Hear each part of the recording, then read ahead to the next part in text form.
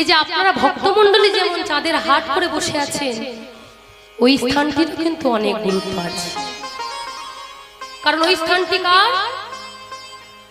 সেটার অন্য কারণ নয়, যিনি ছিলেন ব্রহ্মশাপগ্রস্ত রাজা মহারাজ পরীক্ষিত। আর কৃপা করে আপনারা আমাকে যে স্থানে দাঁড় করিয়েছেন, এই স্থানে দাঁড়িয়ে প্রথম কীর্তন যিনি পাঠ করে শুনিয়েছিলেন তিনি হলেন ছিল শুকদেব গোস্বামী প্রভু।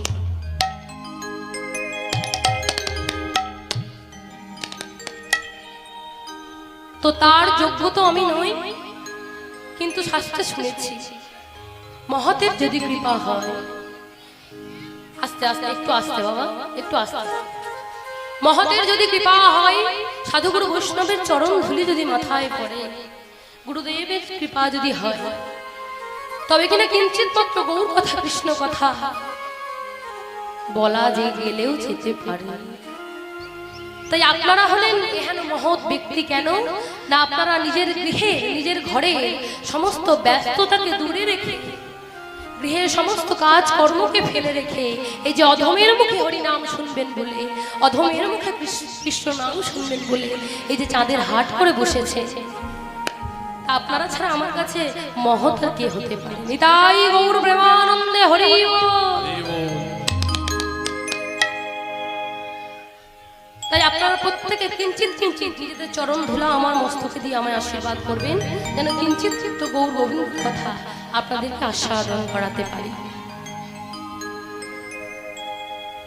বৈষ্ণব পদকবি প্রথমেই গৌরচন্দ্রিকাতে বললেন, কলি ঘোড় তিমিরে গ্রাসিল জগজনে,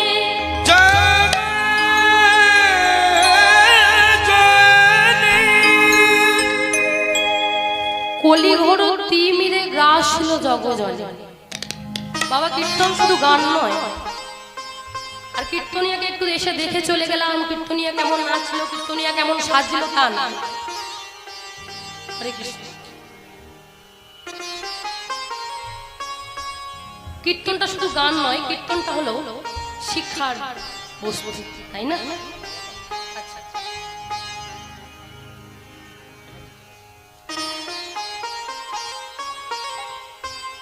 কীর্তনটা হলো শিক্ষণীয় বিষয়। আজকে বৈষ্ণব পদকবি তিনি বলছেন কলি ঘোর তিমি, ঘোর কলিকা। আচ্ছা বাবা, আজকে যতজন আমরা কীর্তন শুনতে এসেছি, আপনারা একটু বলুন তো, আমার মায়েরা, আমার বাবারা, কলিযুগটা ভালো যুগ? কি বলে? ভালো নয়? আচ্ছা, ওদিকের মায়েরা ভালো? আচ্ছা, আমার মায়েরা বলছে ভালো। আচ্ছা, পিছনের বাবারা কি বলছেন? কলিযুগ ভালো? ভালো, তাই তো?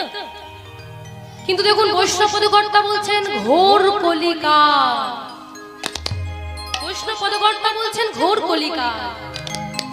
বলে কলির অনেক প্রভাব আছে, তা আমরা চতুর্দিকে দেখতেই পাচ্ছি, তাই না? আজকে কীর্তনের আসরে দাঁড়িয়ে একজন নারী হয়ে যে কথাটা না বললেই নয়, আজকে যে কথাটা বলতেই হয়, আমরা সবাই জানি সেই আর্যিকরের ঘটনা, তাই না? আর্যিকরে যে মর্মান্তিক ঘটনা ঘটে গেল, আমাদের কল্পনার অতীত, আমরা যা কোনোদিন স্বপ্নেও ভাবিনি। একটা ডাক্তার, তিনি তার ডিউটি চলাকালীন তিনি তাকে নিজেকে সুরক্ষিত করতে পারলেন না, এমন কলিযুগের অবস্থা এসে দাঁড়িয়েছে। তিনি তার কাজের জায়গা, কর্মক্ষেত্রে তিনি নির্যাতিতা হলেন, এমনকি তিনি মৃত্যুদণ্ড পর্যন্ত পেলেন। আর সবচেয়ে আশ্চর্য জিনিস কি জানেন? চোখটা বন্ধ করে যদি আমরা 5 সেকেন্ড ভাবি যে কি কি করে তাকে মৃত্যুদণ্ড দেওয়া হয়েছে, তাহলে আমাদের রাতের ঘুমটা পর্যন্ত উড়ে যায়। সেই মেয়েটার কষ্ট, তার যে আর্তনাদ, তার যে হাহাকার, সেটা যদি আমরা একবার চোখ বন্ধ করে অনুভব করে নিই, তাহলেই কিন্তু আমাদের রাতের ঘুম চলে যায়। সারা বাংলার বুকে দাগ কেটে গেল এই ঘটনা, আর্যিকরের ঘটনা।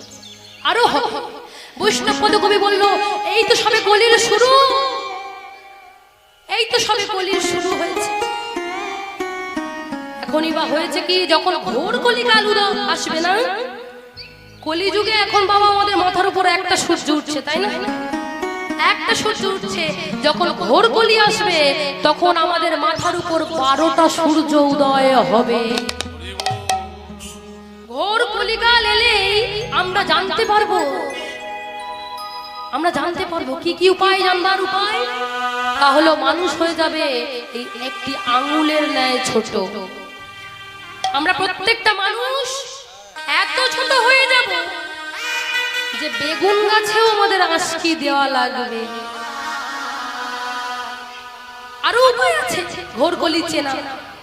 দেখবেন গরু গাছে চড়ে বেড়াচ্ছে, ঘোর কলি।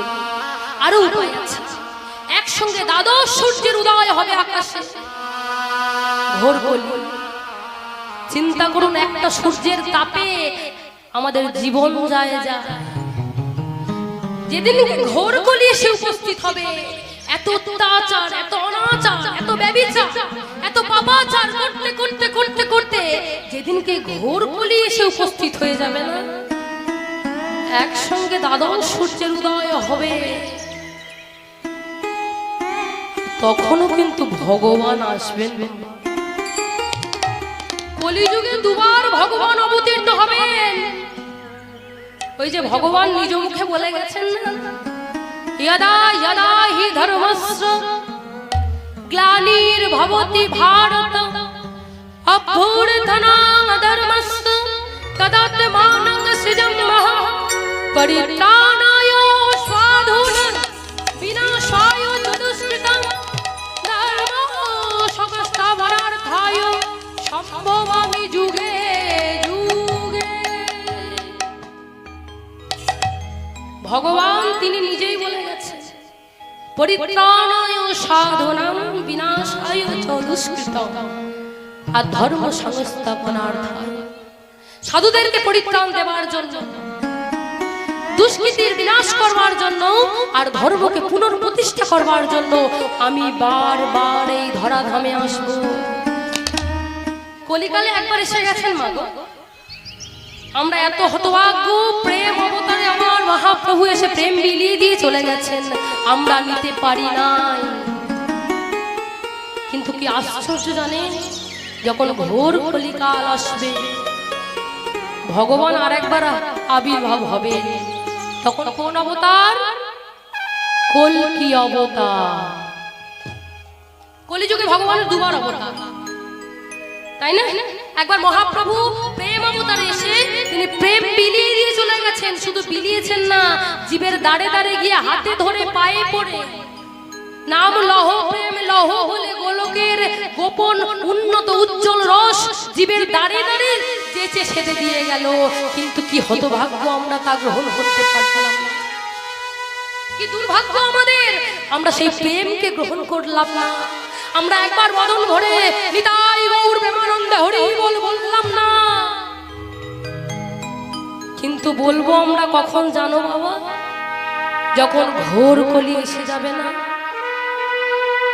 তখন ভগবান আর কাউকে কৃপা করতে আসবে না।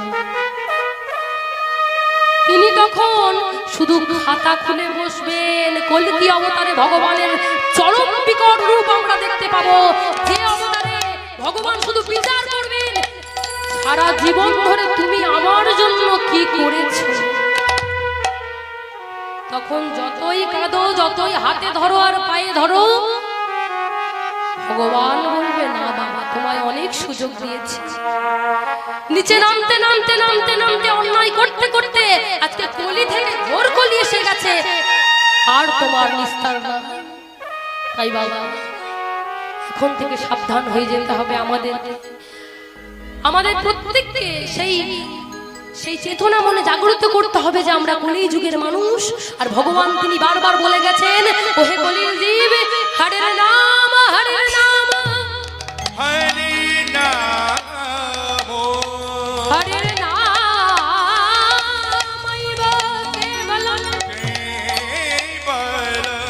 কলো নস্তেব নস্তেব নস্তেব নাস্তেব গতিরান্যথা নাস্তেব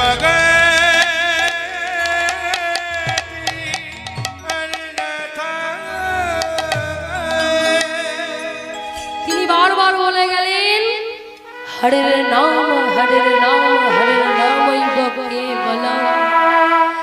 কলৌ অর্থাৎ কলিকালে নাস্তেব একবার নয় দুবার নয় তিনটে বার ভগবান বললেন গতি নাই হরিনাম ছাড়া। তাই তো, তাহলে হরিনাম ছাড়া গতি নাই, তিনি তিনবার বললেন। তাই বৈষ্ণব পদকবি বললেন কলি ঘোর তিমির গ্রাস ছিল জগজনে, আমাদের এই জগতের মানুষকে গ্রাস করেছে তিমির শব্দে অন্ধকার। কোন অন্ধকার? মায়ারূপ অন্ধকার। মায়া অন্ধকার। এই আমার পুত্র, আমার কন্যা, আমার বাড়ি, আমার গাড়ি, আমার করতে করতে এই যে আমরা প্রত্যেকটা জীব মায়ারূপ অন্ধকারের মধ্যে নিমজ্জিত হচ্ছে। এই অন্ধকার আমাদেরকে তিলে তিলে গ্রাস করছে। আর তার জন্য কি হলো জানো বাবা? তার জন্য ধর্ম করম রহু দূরে। আমাদের যেটা ধর্ম, আমাদের যেটা কর্ম, তাই আমরা ভুলে বসে আছি, কেবল মায়ার মধ্যে ডুবে গেছি। আর এমন সময় কলিহত জীবের দুর্দশা দেখে আমার ভগবানও থাকতে পারলেন না। তিনি তো কাঙালে ঠাকুর, তিনি প্রেমের অবতার, দয়াল অবতার, আর থাকতে পারলেন না। তিনি নিজে অবতীর্ণ হলেন আজ থেকে 539 বছর পূর্বে শচীর গর্ভরূপ সমুদ্র ভেদ করে জগন্নাথ মিশ্রের ঘরে মহাপ্রভু জন্ম নিল ওই নদিয়া নগরে। তাই বৈষ্ণব পদকবি বলছেন দেখো দেখো একবার নদিয়ার ভাগ্য আকাশে তাকিয়ে দেখো, আমার গৌর এলো রে,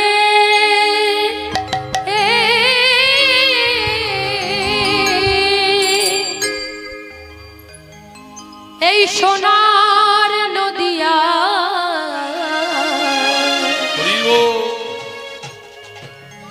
ও মায়েরা, আমার লক্ষ্মী মায়েদের বলছি, ও মায়েরা, তোমরা উলু দিতে জানো? একটু দেওয়া যাবে? বাবা বাবা, আর আমার বাবারা একটু দেখি হাত দুটো তুলুন তো। নিতাই গৌর প্রেমানন্দে হরি হরি। সকলে মিলে একটু উলুধ্বনি দেবে। উলুধ্বনি হরিধ্বনি শব্দ শোনা যায় আমাদের গৌর এলো হরি হরি।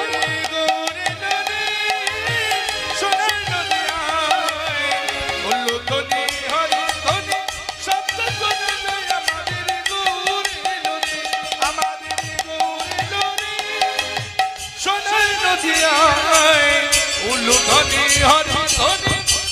শোনা যায় আমাদের গৌর এলো রে, গৌর এলো রে সোনার নদিয়ায়। উলুধ্বনি হরিধ্বনি শব্দ শোনা যায় আমাদের গৌর এলো রে হরি বল। সোনার নদিয়ায় উলুধ্বনি শঙ্খধ্বনি শব্দ শোনা যায় আমাদের গৌর এলো রে। গৌর এলো রে সঙ্গে নিতাই এলো রে, গৌর এলো রে সঙ্গে নিতাই এলো রে, গৌর এলো রে সঙ্গে নিতাই এলো রে, গৌর এলো রে সঙ্গে নিতাই এলো রে। আমাদের গৌর এলো রে সঙ্গে নিতাই এলো রে। গৌর এলো রে সোনার নদিয়ায়। উলুধ্বনি হরিধ্বনি শব্দ শোনা যায় আমাদের গৌর এলো হরি বল। গৌর এলো রে উলুধ্বনি হরিধ্বনি শব্দ শোনা যায় আমাদের গৌর এলো রে।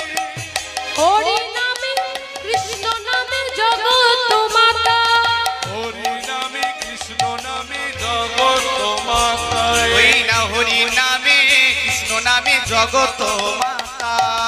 হরি নামে কৃষ্ণ নামে জগৎ মাতায়, নিতাই গৌর সংকীর্তনে নিতে নিতে যায়। নিতাই গৌর সংকীর্তনে নিতে নিতে যায়, নিতাই গৌর সংকীর্তনে নিতে নিতে যায়। গৌর এলো রে সোনার নদিয়ায়। উলুধ্বনি হরিধ্বনি শব্দ শোনা যায় আমাদের গৌরে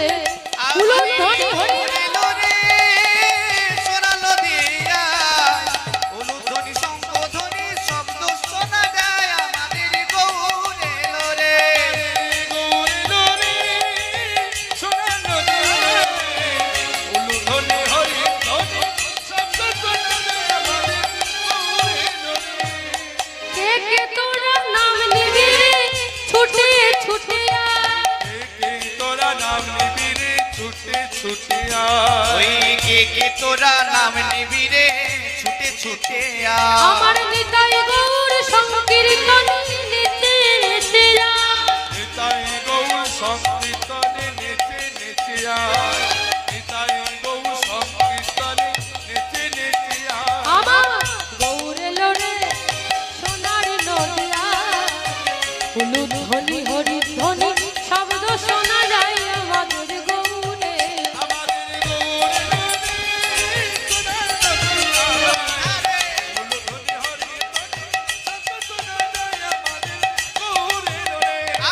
গৌর লোরে সোনার নদিয়া হলুদ ধ্বনি হরি ধ্বনি শব্দ শোনা যায় আমাদের গৌরে।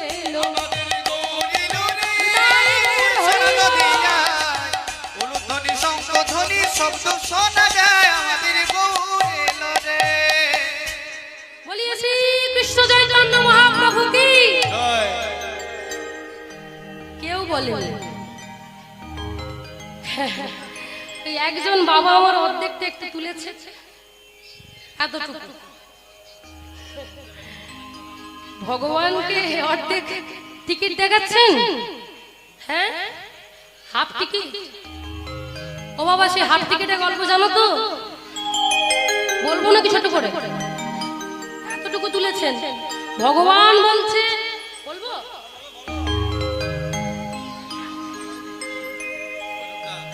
আচ্ছা, আচ্ছা। ভগবান বলছে বাবা এত বড় বড় দুটো হাত দিয়েছি, হ্যাঁ, আর আমার কাছে আত্মসমর্পণের বেলা এইটুকু। সেই কেমন হয়েছে জানেন? এই হাওড়া থেকে একটা ট্রেন ছাড়ে না, আপনারা সবাই জানেন কি ট্রেন? মাত্র 6.5 ঘন্টায় পুরী পৌঁছে যায়। কোন ট্রেন গো? বন্দে ভারত, তাই তো? নতুন ট্রেন। এখন এক ডাবওয়ালা সারা জীবন ধরে ইনকাম করেছে অনেক, কিন্তু মনে বাসনা যে একবার ওই ট্রেনটাতে আমি চাপবো। আর চেপে কি করবো জানো? চেপে পুরী যাব। এই চিন্তা করে বন্দে ভারত। তো ওই ট্রেনে আমি উঠবো, ওই ট্রেনে উঠে আমি পুরী যাবো, এটাই আমার বাসনা। যথারীতি ভদ্রলোক তিনি ওই ট্রেনে উঠে পড়েছেন। এবার যখন টিকিট টিটি এসছে, এসে বলছে ওই বাবা দেখি তোমার টিকিট দেখি। এখন ডাবলা তো মূর্খ সূর্খ মানুষ, অত বোঝে না, অত বোঝে না। তা টিকিট বের করে যাই না টিটির হাতে দিয়েছে। টিটি ভালো করে টিকিটটাকে পড়ে বলছে কি তোমার বয়স কত? বলে কেন স্যার? 53 বছর। বলে কিন্তু টিকিটের বয়স তো 10 বছর। তুমি হাফ টিকিট কেটে ট্রেনে উঠে পড়েছো, শিগগিরই ফাইন দাও 3000 টাকা। বলে সে কি কথা, ফাইন দেবো কেন?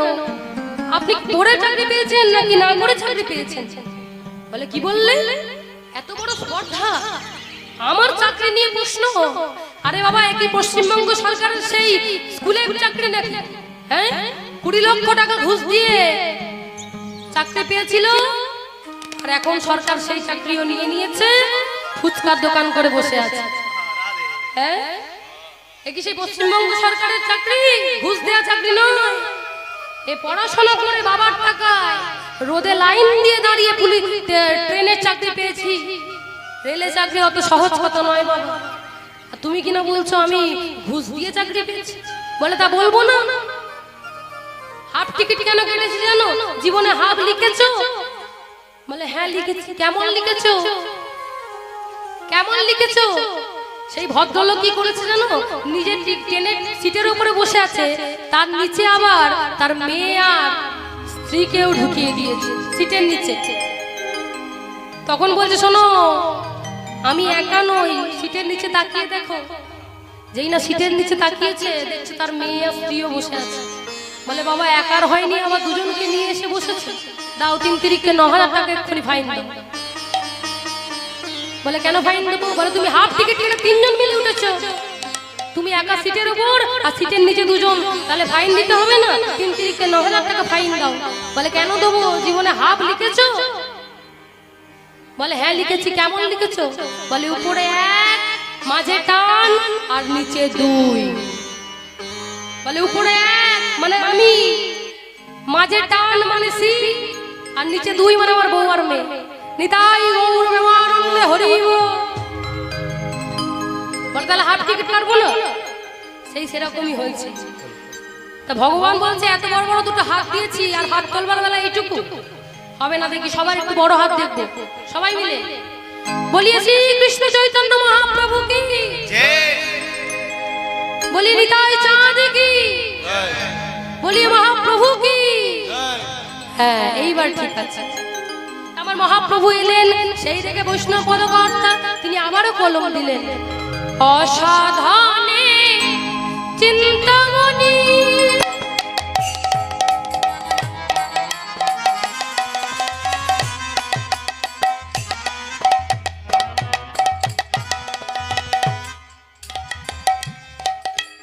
বিধি বিলা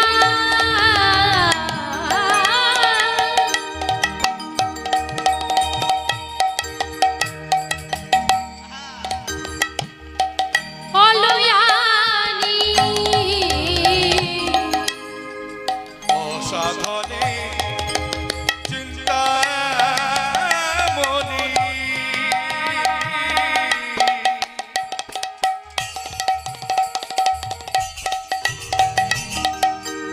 বিধি মিলাওয়ালায়ানি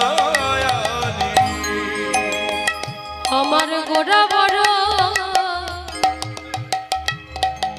গৌরাঙ্গ বড়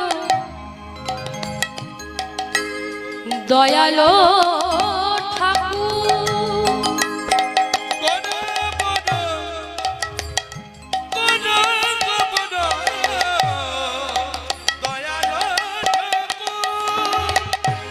বলছে অসাধারণ চিন্তামণি বিধি মিলানি, আমার গোড়া বড় দয়ালো ঠাকুর। বলে তা কি করতে হবে আমাদের? বলে এই দয়ালের ঠাকুরকে চিনতে হবে, জানতে হবে, বুঝতে হবে। হে কলির জীব, তোমাদের এটাই কাজ, এটাই ধর্ম, এটাই কর্ম। আমার মহাপ্রভুকে চেনো, মহাপ্রভুকে জানো। বলে তোমার মহাপ্রভুকে জানতে গেলে, চিনতে গেলে কি করতে হবে? অনেক পড়াশোনা। আস্তে আস্তে বেশি লাগছে, সাউন্ড বেশি লাগছে। আচ্ছা আচ্ছা, ওদের দিকে মাইকটা একটু কমিয়ে দাও আমার। আচ্ছা আচ্ছা, ঠিক ঠিক। আচ্ছা উনি ওনার সুবিধা মতন একটু করুক, তাহলে ভালো হবে। একটু কষ্ট করুন, আর কি করবেন বলুন। যাই হোক, তা মহাপ্রভুকে চিনতে গেলে, জানতে গেলে আমাদেরকে কি করতে হবে? অনেক পড়াশোনা করতে হবে, অনেক বেদ বিদ্যা, অনেক জ্ঞান অর্জন করতে হবে, অনেক পণ্ডিতের শিরোমণি হতে হবে। কি বলে না গো, কলিযুগের মাটিতে মহাপ্রভুকে জানতে গেলে, চিনতে গেলে এত কিছু প্রয়োজন হয় না, এত কিছু প্রয়োজন হয় না। আরে অর্থ দিয়ে যদি মহাপ্রভুকে জানা যেত, পাণ্ডিত্য দিয়ে যদি মহাপ্রভুকে জানা যেত, তাহলে কত লোকেরই তো অর্থ আছে, কত লোকেরই তো পাণ্ডিত্য আছে, সকলে আজকে মহাপ্রভুকে চিনে যেত। মনে রাখবেন বাবা, অর্থ দিয়ে আপনি একটা ভালো বাড়ি বানাতে পারেন, কিন্তু শান্তি কখনো কিনতে পারবেন না।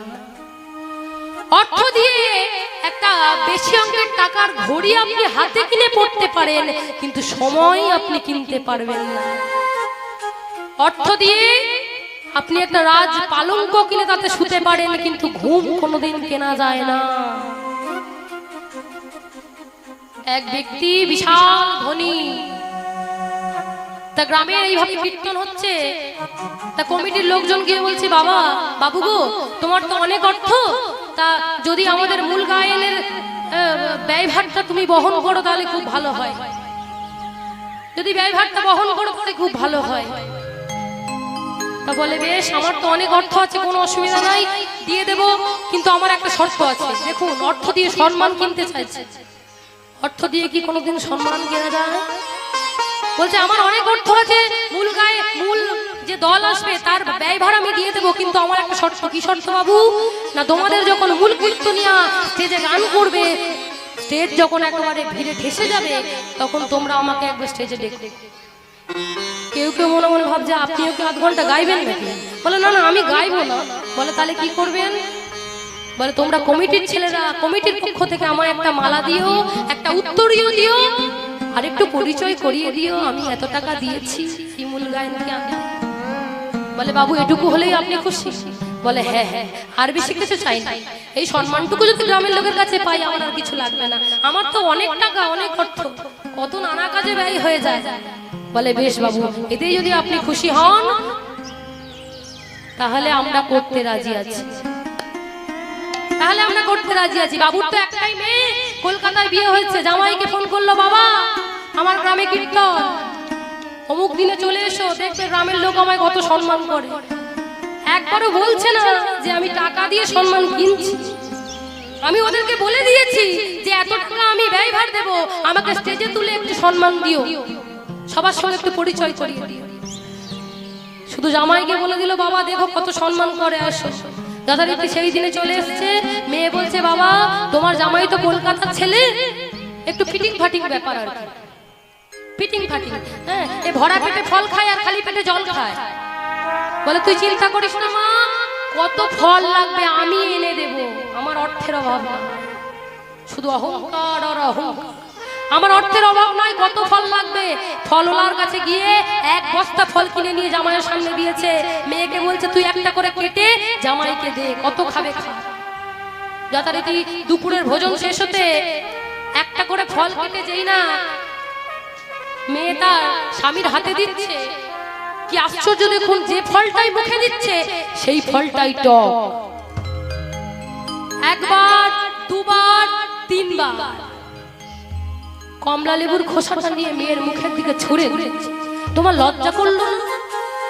এইভাবে জেনে শুনে আমাকে টক ফলগুলো খাওয়ালো তোমার বাবা? ছি ছি ছি ছি ছি ছি। আমাকে বলতে পারতো, আমি নিজে ফল কিনে এনে খেতাম। এইভাবে অপমান করলো নয়, আমি আর এক মুহূর্ত তোমার বাড়ি থাকবো না। কাঁদতে কাঁদতে মেয়ে আমার বাবার কাছে গিয়ে বলছে, বাবা গো কি ফল খাওয়ালে তোমার জামাইকে? আমি আগেই বলেছিলাম তোমার জামাই যেমন তেমন মানুষ নয়, কলকাতার মানুষ। আস্তে আস্তে আস্তে আস্তে আস্তে আস্তে তার মান সম্মানের ভয় আছে। তুমি কি করলে বাবা? জানতে জানতে তোমার জামাইকে টক ফলগুলো এনে দিলে। বাবা তো আকাশ থেকে পড়লো, কি বলছিস মা? একটা টাকাও আমি ফলের দাম করি না, যা দাম চেয়েছে তাই দাম দিয়ে ফল কিনে এনেছি। ছুটতে ছুটতে চলে গেল বাবা ফলের দোকানে। ফলের দোকানে গিয়ে ফলের দোকানদারের কলারটা ধরে বললে, এত বড় স্পর্ধা তো, আমি একটা ফলেরও দাম করিনি, যে দাম চেয়েছি সেই দাম দিয়ে ফল নিয়ে গেছি, তোর দোকানের প্রত্যেকটা ফল টক হয়েছে। দোকানদার করজোরে বলছে, বাবু ফল আমি আপনাকে দিইনি। এত বড় স্পর্ধা, আবার মুখের উপর মিথ্যা কথা বলছিস, তোর দোকানের ফল তুই দিসনি তো কে দিল? দোকানদার বলছে, বাবু আমি একবারও বলি নাই যে ফলটা আমার দোকানের নয়, ফলটা আমারই দোকানের, কিন্তু ফলটা আমি আপনাকে দিইনি, আপনি বেছে নিয়ে গেছেন। ভক্তমণ্ডলী বাবারা, সকলে তো বাজার করতে যান, আপনারা বলুন তো, সবজির দোকানে গিয়ে ব্যাগটাকে এগিয়ে দিয়ে বলেন যে যে সবজিগুলো ভালো হবে দিন। আমরা নিজেরা বেছে নিই, যেগুলো চকচক করে সেগুলো আমরা বেছে নিই। কলিকালের মানুষ আমরা দেখতে চকচক করা জিনিসগুলোকে আগে পছন্দ করি, সেটা হোক টক আর হোক পচা। কলিযুগের মানুষ আমরা, যে কীর্তনিয়া দেখতে সুন্দর 1 লাখ টাকা রেট নেয়, তার কীর্তন ভালো হবে, তাই না? আর যে কীর্তনিয়া অত রেট নেয় না, মনে করুন এই 12,000, 13,000, 15,000, 20,000-এর মধ্যে, বলে ওরে ওর কীর্তন ভালো হবে না, যে 1 লাখ টাকা নিচ্ছে ওকে নিয়ে আয়। কীর্তন শুরু হয়ে গেছে, 1 ঘন্টা পরে স্টেজ ফাঁকা। বলে সে কি রে? বলে তোমাদের শ্রোতা ভালো নয়। একবারও বলছে না নিজের গান ভালো। কলিযুগের মানুষ তো নিজের কথাটা বলবে। দোকানদার করজোরে বলছে, বাবু দুটো ফল টক হয়েছে বলে আপনি এইভাবে বললেন, মনে রাখবেন বাবু, এই বিরাট বড় বিশ্ব সংসারে ভগবানও একটা ফলের দোকান দিয়ে বসেছে। যে ফলের দোকানটার নাম হলো কর্ম ফলের দোকান। আর সেই কর্ম ফলের দোকানে 2 রকমের ফল পাওয়া যায়, একটা হলো সুখের ফল, একটা হলো দুঃখের ফল। সুখের ফলটা দেখতে খুব খারাপ কিন্তু খেতে খুব মিষ্টি, আর দুঃখের ফল বাইরে থেকে চকচক করে কিন্তু খেতে খুব খারাপ। কলিযুগের মানুষ আমরা ওই দেখতে চকচক করা জিনিসটাকে আমরা আগে বেছে নিই। সারা জীবন ধরে টোন টিটকিরি করি, বাবাজি দেখলে, বৈষ্ণব দেখলে একাদশী করে কি লাভ, হ্যাঁ ভগবানের নাম করে কি লাভ, তুলসী মালা পরে কি লাভ, আমরাও বেঁচে আছি, তোমরাও বেঁচে আছো, তাহলে জীবনটাকে আনন্দ করে কাটিয়ে দাও। দুঃখের ফলগুলোকে আমরা বেছে নিই কেন? না ওগুলোতে আরাম আর আয়েশ বেশি, চকচক করতে থাকে, তাই ওগুলোকে আমরা বেছে নিই। সুখের ফলটাকে আমরা কেউ বেছে নিই। সেই বাবুর তো অনেক টাকা ছিল, তাই পয়সা দিয়ে সম্মান কিনতে চেয়েছিল। কিন্তু আমার এই দাদা, আপনারা সবাই জানেন তাই না, আপনাদের গ্রামের ছেলে, আপনাদের ঘরের ছেলে, সবাই জানেন ইনিও কিন্তু ওই বাবুর মতো কোটিপতি নন। ইনি একজনের দলের শিকল বাজিয়ে এনার সংসার চলে। কিন্তু কি আশ্চর্যের বিষয় দেখুন, সেই বাবু অর্থ দিয়ে সম্মান কিনবার জন্য অর্থ ব্যয় করেছিলেন, কিন্তু আমার দাদা তিনি কত দূর থেকে আমাদেরকে নিয়ে এসেছেন কীর্তনের ব্যয়ভার বহন করে। আপনারা সবাই জানেন তো, জানেন তো এই দাদা কীর্তনের ব্যয়ভার বহন করেছে। দেখুন সেই সংসারে তার ওই সামান্য উপার্জন থেকে গোবিন্দের জন্য, গোবিন্দের সেবার জন্য আপনাদের সকলের মঙ্গল হবে, এই কথা চিন্তা করে একটু একটু করে জমিয়ে তিনি কিন্তু এত সুন্দর হরিনাম যজ্ঞ দিয়েছেন। নিতাই গৌর প্রেমানন্দে হরি বল। তাই আমার এই দাদা গৌরদা, আমরা গৌরদা বলি, আপনারা গৌরাঙ্গ নামে চেনেন নাকি? গৌরাঙ্গ নামে চেনেন তাই তো বাবা? তা আমি প্রার্থনা করব ভগবানের চরণে, আমার দাদার, আমার গৌরদা বা গৌরাঙ্গদা যাই বলেন না কেন আপনারা, তার সর্বাঙ্গীন মঙ্গল হোক, তার স্ত্রী নিয়ে পরিবার নিয়ে তিনি ভালো থাকুন, এইটুকু আমি আমার আধারানীর কাছে চাইব। শুধু তার জন্য নয়, আজকে যে কমিটির দাদারা এত সুন্দর আয়োজন করেছেন তাদেরও সর্বাঙ্গীন মঙ্গল কামনা করি। নিতাই গৌর প্রেমানন্দে হরি বল। তাহলে কলিযুগে ভগবানকে চেনবার উপায় বেদ বিদ্যা দিয়ে চিনতে পারবে না, পড়াশোনা দিয়ে চিনতে পারবে না, তাহলে কি দিয়ে চিনবে? বৈষ্ণব পদে কবি বললেন, বেদ বিদ্যা দুই কিছু নাহি জান, বেদ বিদ্যা দুই কিছু নাহি জান, কিছু জানে না।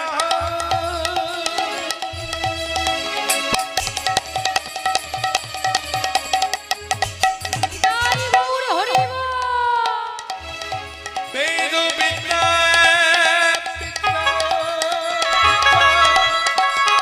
কিছু জানো না।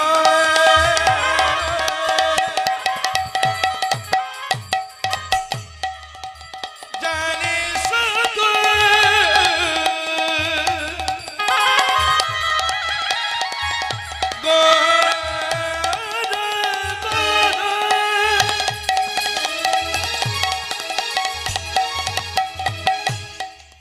আরে যদি জানবে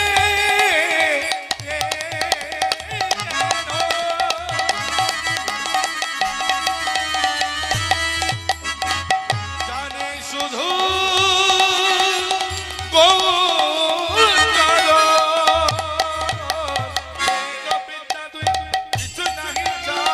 বেদ বিদ্যা দুই কিছু নাহি জান, কিছু নাই জানত। বলছে বেদ বিদ্যা এই দুটোই যে জানে না, কিন্তু সে যদি গো রাঙ্গ করে অবপার। নিতাই গৌর হরি বল।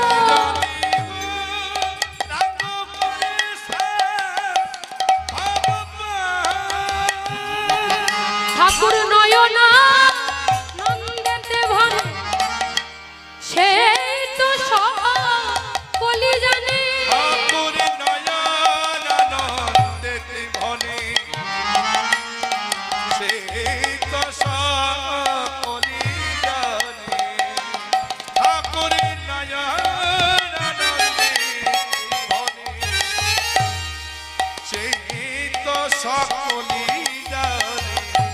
সর্বসিদ্ধি করতলে তার, করতলে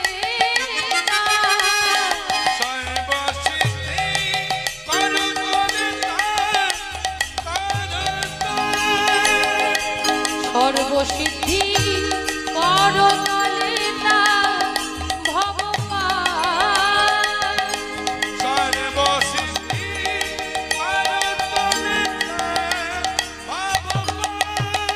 তাই ভজ ভজ আমার